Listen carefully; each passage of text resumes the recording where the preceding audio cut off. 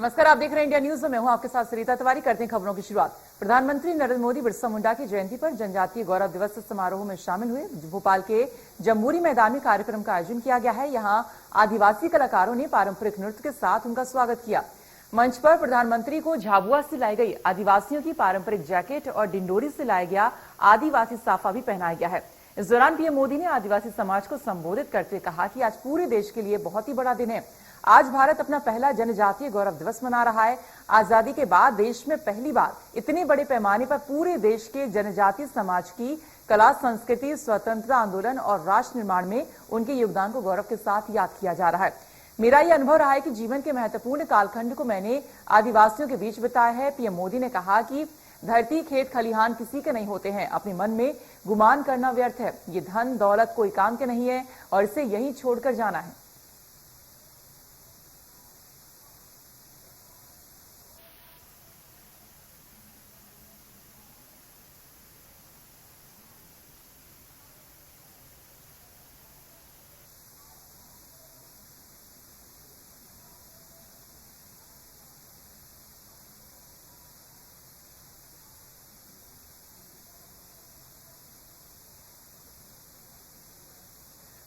तो यहाँ पर आप देख सकते हैं कि किस तरह से भगवान श्री बिरसा मुंडा को यहाँ पर प्रधानमंत्री नरेंद्र मोदी ने पहले उन्हें नमन किया है।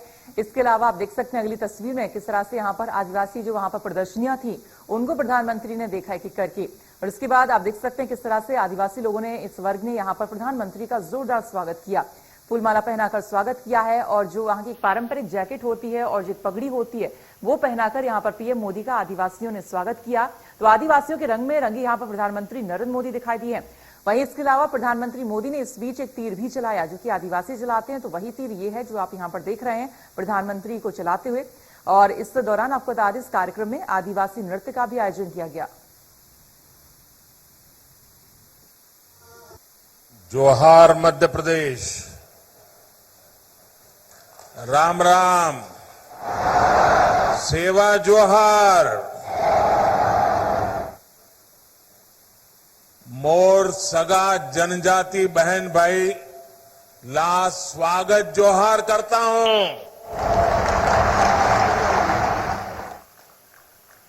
तमारो स्वागत करूं। तमाम सम की कम छो मालथन आप सबान सो मिलन बड़ी खुशी हुई रही है। आप सबांथन फिर सी राम राम। मध्य प्रदेश के राज्यपाल श्री मंगूभाई पटेल, जिन्होंने अपना पूरा जीवन आदिवासियों के कल्याण के लिए खपा दिया, वे जीवन भर आदिवासियों के जीवन के लिए सामाजिक संगठन के रूप में, सरकार में मंत्री के रूप में एक समर्पित आदिवासियों के सेवक के रूप में रहे। और मुझे गर्व है कि मध्य प्रदेश के पहले आदिवासी गवर्नर, इसका सम्मान श्री मंगूभाई पटेल के खाते में जाता है।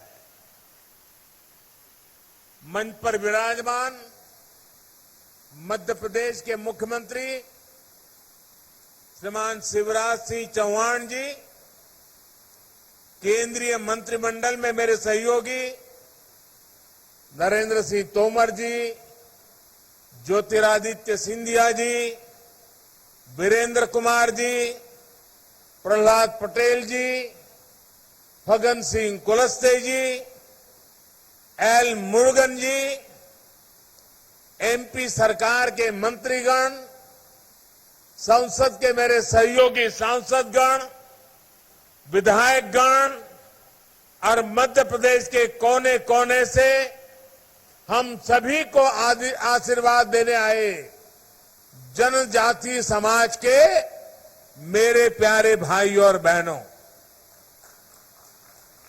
आप सभी को भगवान बिरसा मुंडा के जन्मदिन पर बहुत बहुत शुभकामनाएं।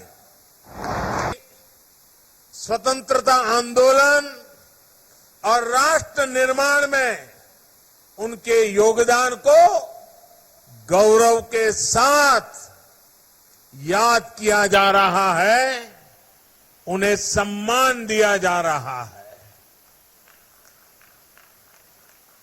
आजादी के अमृत महोत्सव में इस नए संकल्प के लिए मैं पूरे देश को बहुत बहुत बधाई देता हूं। मैं आज यहां मध्य प्रदेश के जनजातीय समाज का आभार भी व्यक्त करता हूं। बीते अनेक वर्षों में निरंतर हमें आपका स्नेह, आपका विश्वास मिला है। ये स्नेह हर पल और मजबूत होता जा रहा है।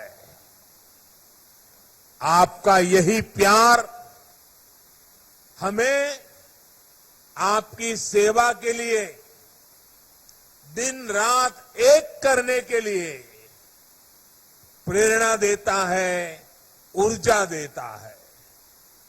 साथियों,